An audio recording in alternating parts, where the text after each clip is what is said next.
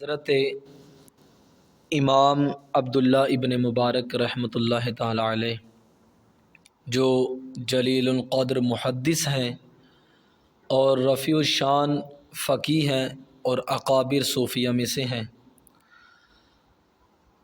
آپ ایک مرتبہ حج پر گئے۔ حج پر جا رہے تھے کہ راستہ میں جب آپ نے ایک جگہ ایک چادر کو دیکھا کہ اس میں کچھ چیز جو ہے وہ لپٹی پڑی ہے۔ امام صاحب جب آپ اس چیز کے، اس کپڑے کے، اس چادر کے پاس گئے تو جا کر آپ نے کہا السلام علیکم ورحمۃ اللہ۔ آگے سے اس چادر میں سے ایک بڑھیا نے آواز دی تو امام صاحب فرماتے ہیں کہ میں نے ان سے پوچھا کہ آپ یہاں پر کیا کر رہی ہیں؟ تو وہ کہنے لگی وَمَن يُضْلِلِ اللَّهُ فَلَا هَادِيَ لَهُ، کہ جس کو اللہ تعالیٰ گمراہ کر دے اس کا کوئی رہنما نہیں ہے۔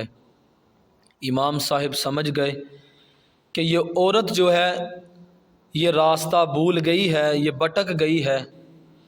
تو امام صاحب فرماتے ہیں پھر میں نے اس سے پوچھا کہ کیا تم کہاں جانا چاہتی ہو؟ تو وہ بڑھیا کہنے لگی کہ سبحان الذی اسری بعبدہ لیلا من المسجد الحرام الی المسجد الاقصی۔ تو امام صاحب فرماتے ہیں کہ میں سمجھ گیا کہ یہ بیت اللہ کی طرف جانا چاہتی ہے، یہ بیت المقدس کی طرف جانا چاہتی ہے۔ تو آپ فرماتے ہیں کہ میں نے پوچھا کہ تم یہاں پر کتنے دنوں سے بیٹھی ہو؟ تو کہنے لگی ثلاثہ لیال سویہ، کہ مجھے یہاں پر 3 راتیں گزر چکی ہیں۔ تو امام صاحب فرماتے ہیں کہ میں نے پھر اس سے کہا کہ کیا تم کچھ کھاؤ گی، کچھ پیو گی؟ تو آگے سے عورت کیا جواب دیتی ہے کہ اتم الصیام الی اللیل، وہ کہتی ہے کہ اللہ فرماتا ہے کہ رات تک اپنے روزے کو مکمل کرو، رات کے پہر تک اپنے روزے کو پورا کرو۔ امام صاحب فرماتے ہیں کہ میں نے جب یہ باتیں اس سے کی، اس عورت سے، تو میں حیران ہوا، پریشان ہوا کہ عورت جو ہے وہ ہر سوال کا جواب جو ہے نا وہ عربی میں دے رہی ہے اور اللہ کا قرآن پڑھ کر دے رہی ہے۔ میں بڑا حیران ہوا کہ یار یہ معاملہ کیا ہے؟ عورت بوڑھی ہے، ضعیفہ ہے، لیکن میں اس سے سوال اردو میں کر رہا ہوں کہ میں نے اس سے پوچھا کہ یہاں کیا کر رہی ہو؟ تو اس نے اللہ کا قرآن پڑھ کر جواب دیا۔ میں نے کہا کہ کہاں جانا چاہتی ہو؟ اس نے اللہ کا قرآن پڑھ کر جواب دیا۔ میں نے کہا کہ تمہیں یہاں کتنی دیر ہو گئی ہے؟ تو اس نے اللہ کا قرآن پڑھ کر جواب دیا۔ میں نے کہا کہ کچھ کھاؤ گی یا کچھ پیو گی؟ تو کہنے لگی، پھر اس نے اللہ کا جو ہے نا وہ قرآن پڑھ کر جواب دیا۔ تو امام صاحب فرماتے ہیں کہ جب یہ ہر چیز کا جواب جو ہے یہ اللہ کا قرآن پڑھ کر دے رہی ہے، تو آپ فرماتے ہیں کہ میں نے پھر اس بڑھیا کو ساتھ لیا اور اس کے گھر میں لے گیا۔ جب میں اس کے گھر میں لے گیا تو اس کی اولاد اس کے گھر میں تھی، تو میں نے جب اس کو اس کے گھر میں چھوڑا تو اس کے بیٹے کو میں نے کہا کہ کیا وجہ ہے، کیا بات ہے کہ تیری جو والدہ محترمہ ہے یہ ہر سوال کا جواب عربی میں کیوں دیتی ہے، اللہ کا قرآن پڑھ کر کیوں دیتی ہے؟ تو آج کل آپ دیکھ سکتے ہیں کہ ہماری بھی مائیں بہنیں ہیں، لیکن قرآن کا جواب قرآن سے پڑھ کر جواب دینے کی تو دور کی بات ہے، پتہ نہیں وہ ویسے بھی قرآن پڑھتی ہیں یا نہیں پڑھتی۔ یہ دیکھیں نا، اب جس چیز کا بھی سوال کیا جاتا ہے یہ عورت اس کا عربی میں اللہ کا قرآن پڑھ کر جواب دیتی ہے۔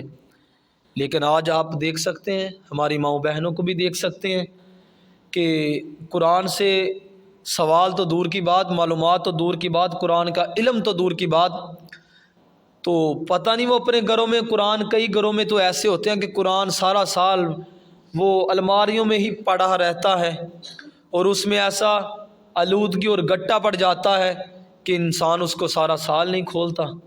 تو یہ آپ دیکھ سکتے ہیں کہ آج کل ہمارے گھروں کے جو رواج ہیں، ہماری مائیں بہنیں جو ہیں، ہماری خواتین ہیں، ہمارے مرد جو ہیں، وہ سارا دن جو ہے، وہ سارا سال جو ہے قرآن کو پڑھتے ہی نہیں ہیں۔